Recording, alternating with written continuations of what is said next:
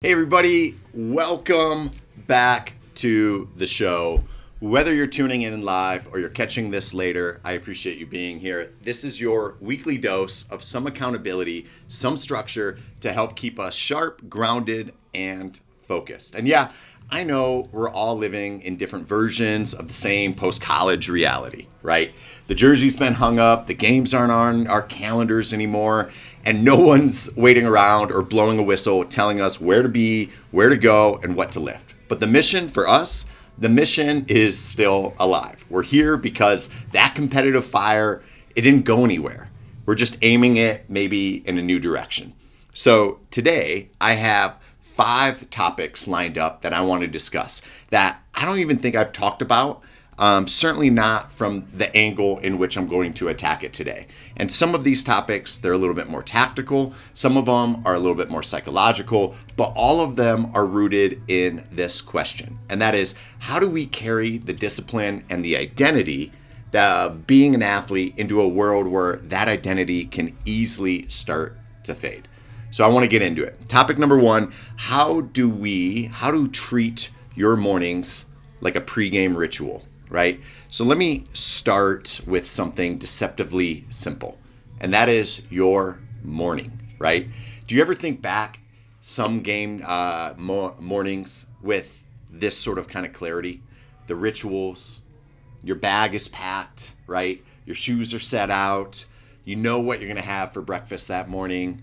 You had perhaps maybe a process, right? You had, whether you realized it or not, this wasn't just a superstition that you had. There was structure giving your day some type of rhythm. So here's a thought. What if you started treating your mornings right now like pregame warm-ups? Maybe doing that once again, right? And it doesn't have to be a full-blown checklist, but maybe something consistent, something sacred, maybe something as simple as a 5-minute stretch and a breathing routine. Maybe it is 1 glass of water before drinking your first morning sip of coffee. Maybe it's a protein-forward breakfast that you actually enjoy, right? Maybe it's no phone until you moved your body in some type of way. The point isn't perfection, it's ownership. You don't need motivation, you need some level of systems. You're not lazy, you're just maybe unstructured. And without a team or a coach, somebody like myself holding the line, it's on you to build it again, right? So think about ways that you can build some level of structure or routine or habit during your day so that you can shift your mind into a mindset like you would in a pregame sort of ritual. The second thing I kind of want to attack is the concept of what I call a baseline week. And here's something I often use with the teams that I work with, right? I still write programs for, and I call it the baseline week. So what is your bare minimum? Bare minimums, right? I've talked about that from a protein standpoint. 1 gram of protein per every pound of body mass, right? That's a bare minimum. I say a bare minimum, 2 resistance workouts a week, 2 cardio workouts a week, right? Bare minimum. So the idea is I'm too busy, work is crazy, I'm traveling right now, but I'm not letting the wheels fall off type of plan. That is your bare minimums. So oftentimes, too many former athletes, they're either all in or there's nothing at all. They train like pros, maybe for 3 weeks, and then they fall off the mat for 2 months because they couldn't maintain it, right? Baseline weeks fix this issue. And listen, it's not fun. It doesn't get social media clicks doing bare minimum training. But think of it as a way to create sustainability. So, like I said, 2 full body lifts, 2 zone 2 conditioning sessions a week, a bike, a jog, a row, or whatever, right? Maybe 10-minute mobility sessions every other night, right? Now, in the mobility and the stretching, I've shared this before. I said for every decade that you've been alive, you should dedicate 1 10-minute session 2. So if you're 10 and under, there should be some type of play and structure throughout your day. If you're 20 and under, you should do that twice a week. You should have some mobility, get into different body positions and angles and flexibility and mobility and challenge your joints. If you're 30 and under, you get the math, right? 3 times a week. Now, it's not glamorous, but it's foundational. And it keeps you from starting over every 6 weeks. We see this time and time again. And the key, you write it down. You print it out. You laminate the damn thing on your wall so that you can never forget about it.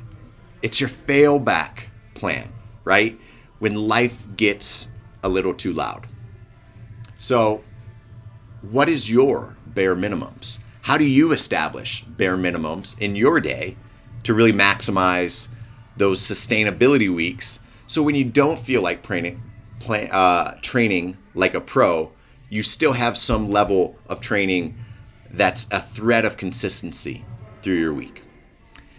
The third thing I want to talk about is really trying to build identity through small, tiny wins. I think this is so important. I talk about it all of the time. But let me ask you this.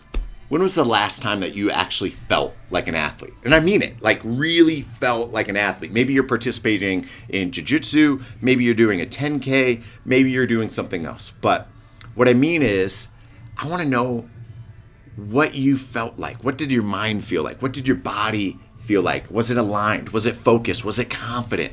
Right? Because I think a lot of people think that they need to overhaul their entire lifestyle to get that back. But oftentimes, it's just really 1 to 2 habits that carry most of the weight. And that's where sort of spotlight habits come in, right? And I love this concept. I love this idea. These are your non-negotiables. The habits that when you do them, everything else starts to fall in place. Sometimes I call them domino behaviors, because if you tip one over, they oftentimes tip multiple dominoes over as well. So you feel sharper, you move better, you act like an athlete again. And so for me, there's several things that actually feel like domino habits or spotlight habits. Training before noon. For me, I love getting my training in early in the day. It's the concept of sort of eating a frog. Not only do I look forward to actually training every single day, but in addition to it, I actually feel like I accomplish the most important thing in my day early on, and that's a small win for me. I start the day with a win, right? It might be eating 30 grams of protein at breakfast, right? So while that might seem simple, I'm starting my day off with already starting to attack my macronutrient goals or my protein goal for the day. And when those two things happen, for me, my day shifts, right? This is a spotlight habit that actually creates momentum in my day. So your spotlight habits, they might be different. So maybe it's drinking 80 ounces of water before 5 p.m. Maybe it's wearing your old lifting shoes to the gym and instantly remembering who you are, who you were, and what your old maxes were. Your spotlight habits can be very different than mine, and that's okay.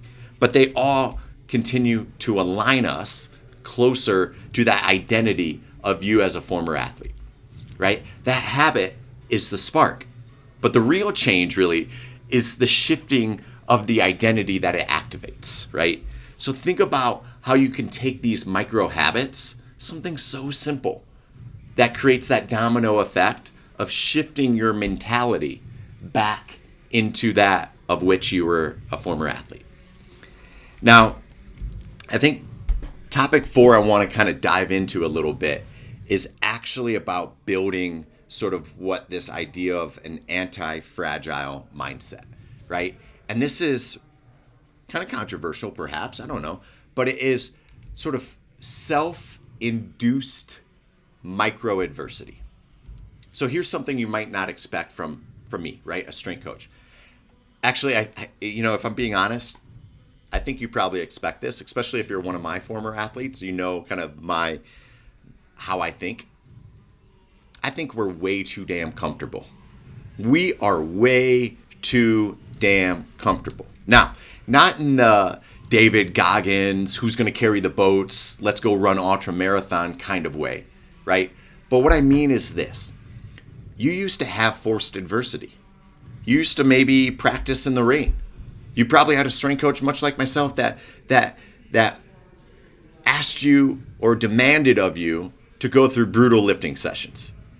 You experienced tough losses, gut-wrenching, heart-wrenching losses. You had conditioning tests, beep tests, yo-yo tests, myo tests, you better make it type of tests, right? Nowadays, your adversity, it's completely optional, right? It's whatever you put yourself through. So you could make sort of what we call sometimes this an adage, easy decisions for a tough life, or you could make tough decisions that over the long haul gives you an easier life. So you need to really focus on creating or manufacturing micro adversity. And that's where that idea of anti-fragility comes in mind, right? Not just resistance, but anti-fragility. The idea that stressors make you better, not just tougher, more robust. So try this. Maybe cold showers once a week, all right? Enduring some adversity. Maybe walking your dog without headphones, right? Maybe you travel, but instead of zoning out, you lock in. You're sitting there. You're focusing on your mind, your thoughts, your beliefs, your habits, what's going on in between your head. Maybe one fasted morning a week, right? So, you got to consult with your doctor perhaps, but maybe going through your day fasted, forcing yourself through some adversity. For me, one small thing I do, it's just a habit that I've had since my days at Michigan State. I always take the stairs. Always take the stairs, right? Every damn time I take the stairs. And the goal isn't suffering. It's tolerance. It's training your central nervous system to stop panicking every single time that comfort disappears. We're going to go through uncomfortable things in life, right? It's not always going to be easy, right? The stronger your mind gets, the more you can trust it under load and under fire. So we need to really focus on building that strong mindset. Now, the last topic I want to talk about today on this accountability call is that your social circle, it's either a furnace or it's a fridge. And while this might be my last topic, it is arguably the most important one to actually accomplish the goals that you want to do. And it's not just fitness goals, it's not just health goals, it's not just lifestyle goals, it is everything. It is all of your goals, whether it's financial, social, business, whatever it is. Who are you around? Who are you around? Because your environment makes you who you are. And I'm not just talking about gym buddies or old teammates that you might text once in a while. I mean your day-to-day social diet. The people you follow, the people you listen to, the people that you talk with regularly. Your entire environment makes you who you are. They're either adding fuel to your goals or they're chilling your momentum. And there's no in between. I mean, back in the day, you probably were surrounded by all-American athletes who all lived and breathed the same mission. And now, maybe it's a mixed bag. Some people are cool letting their best years be behind them. They talk about their glory days as if it was something that they can't reclaim today. Don't be one of them, right? And don't let them slow you down or sink your ship. So you have to audit your circle. You have to curate your inputs. You have to find people that align with your mission and where you want to go. And that's why groups like what I'm trying to cultivate here at the Former Athlete Society, that's why we exist. That's why I created this, for you to end up bringing some momentum and having a different subset of people that all align with the vision of where we want to go. And now, you don't need to go alone, but you do need to be ruthless with who you let influence your mind and your thoughts. So my closing thoughts are this, right? And I want to put a bow tie on kind of everything I talked about. Today, I covered mornings, maybe as your pregame rituals, and how you can sort of set your day up for success. I talked about baseline weeks for consistent training and having a thread of continuity of your training.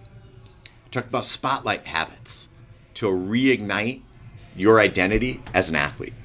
I talked about really subjecting yourself to some micro adversity to build an anti-fragile mindset. And I talked about the idea of a furnace versus a fridge analogy for your social circle. Consistency doesn't come from motivation. That's the fallacy of it all. It comes from clarity, constraints, and community. So you have to ask yourself, what version of me am I building right now? Because that version of you get to choose it day by day, rep by rep, social media like by like. So I thank you for showing up today. I'll see you next week. We have a question and answer call this Thursday, 9 a.m. Mountain Time. You bring the questions, I bring the answers. You can show up. If you are a part of the Former Athlete Society, you get to see this. You get to jump in one-on-one. We have our sort of community call, and then we have our public call right there afterwards. So at 9 a.m., if you want to be a part of this community, you can show up, right? And you can join me, and you can ask your questions, and I will answer every single one of them. Whether it takes me 5 minutes or it takes me a full hour, I'm going to tackle those questions. Now, some of those questions I post to the YouTube community, and that's for public viewing. But if you're a part of the Former Athlete Society, you get access to the private content and everything in between. So until then, thanks for showing up. I'll see you next week. I'll see you on the accountability call. Stay sharp, stay in the fight, and keep attacking your goals. It's worth it. I'll see you next time.